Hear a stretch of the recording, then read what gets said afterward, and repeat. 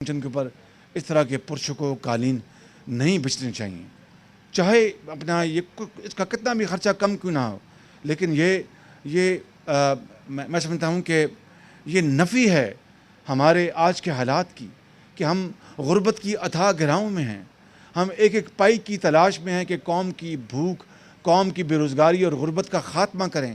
ہم ایسے منصوبے بنائیں جس سے قوم کی دولت بڑھے، ایکسپورٹ بڑھے، زراعت آگے بڑھے، صنعتوں کی جو چمنی ہے اس میں سے دھواں نکلے، اس کے بعد سرکاری خرچ کے اوپر ایسے قالین بچھائے جائیں۔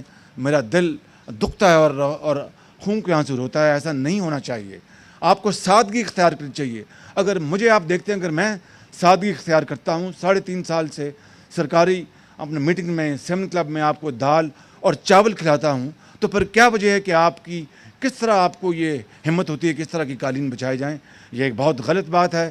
میری آپ سے التجا ہے، درخواست ہے کہ آئندہ اس طرح کے اخراجات نہیں ہونے چاہیے، اور اس قالین بچھانے کے اخراجات جس نے بھی کیے ہیں وہ جیب سے ادا کرے گا، گورنمنٹ آف پنجاب یہ خرچ ادا نہیں کرے گی۔ بالکل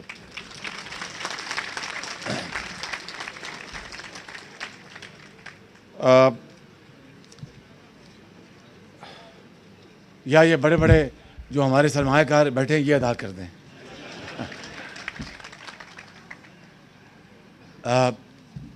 میں آج کے مہمانوں کو ایک دفعہ پھر آپ سب کا شکریہ ادا کرتا ہوں، آپ سب کا شکریہ ادا کرتا ہوں۔ مل کے ہم پاکستان کو عظیم بنائیں گے، مل کے ہم پاکستان کو قائد اور اقبال کی تعبیر بنائیں گے۔